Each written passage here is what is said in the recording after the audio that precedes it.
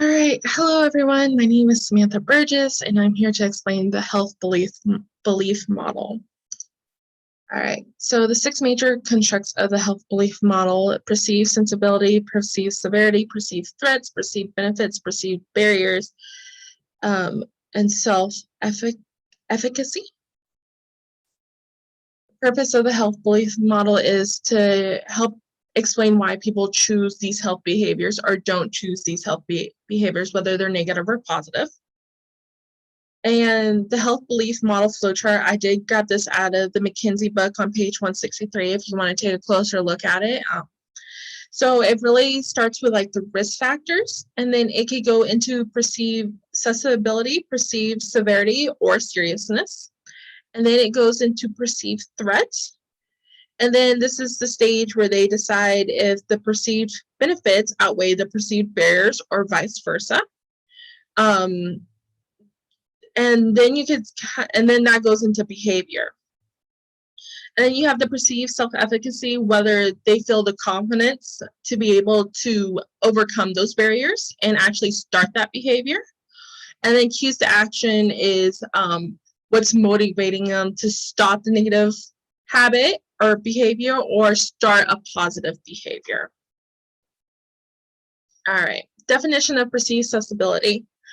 Belief that one is vulnerable to a certain disease or condition.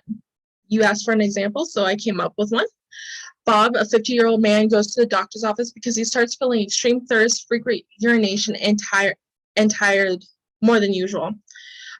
Doctor gets a fasting lab, which means you don't eat before the lab, done because he's concerned for diabetes, type 2. Doctor goes over the risk factors of diabetes with Bob. Bob goes home, discusses the risk factors with his wife. He gets a call from the nurse reporting his glucose was at 110, which is high for not eating anything for 8 hours. Bob feels like he's vulnerable to diabetes with such a high risk factor, the blood sugar. He feels like he's vulnerable. All right, perceived severity, belief that if a disease or condition were contracted, it would be serious. So Bob did some research on his own to look at the complications of type 2 diabetes. What he found was neuropathy, foot damage, organ failure, kidney disease, and skin conditions, which can be fungal or bacterial. As we all know, that type 2 diabetes leads to many complications, not just physical, but also social complications when it comes if you do contract diabetes type 2.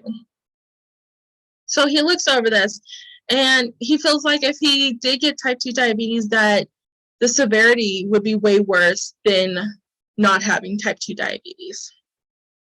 Going forth, he looks at the perceived benefits, which is the belief that a certain action could improve one's health. Bob started to look at prevention methods to help manage his blood sugar. So eating healthy foods, exercising more than 3 times a week, losing weight are the main preventions found to reduce diabetes type 2. Perceived barriers, which is the cost that must be overcome in order to follow health recommendations. So for Bob to start eating healthy, exercising more, and losing weight, he looks at his lifestyle and realizing this might be a little more difficult than he thought. He has the stress of managing his health. He's working a full-time call and being on call for his job. Time management, when to find time to eat, exercise, eating the right foods, and grocery shopping.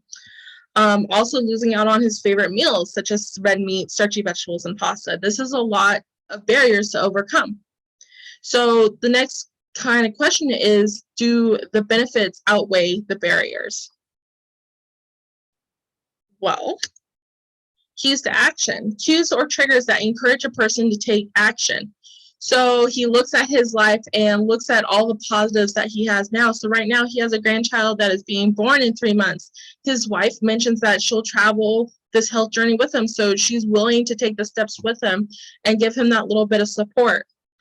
And then he looks at his garage and realizes he has room right here in his home to actually exercise. So this is encouraging him to start that positive health change.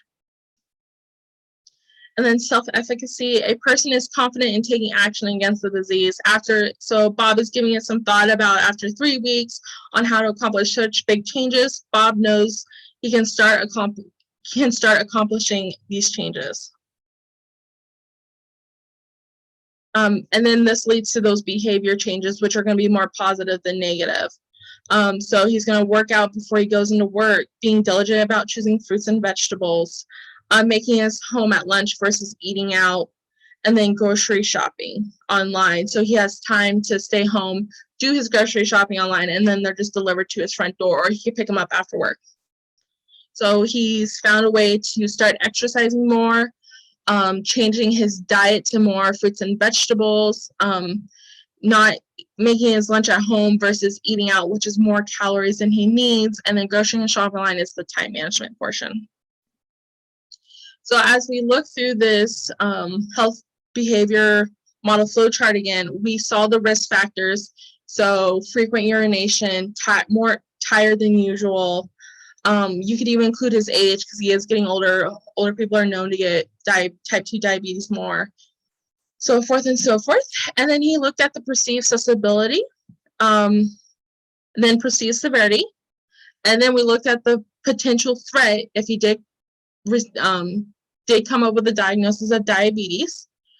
And then he outweighed his benefits and barriers, and he decided to change or become more confident in that change, found ways to cue to action, start that behavior, and changing his behavior. And my references. Thank you guys so much for listening. Have a great day.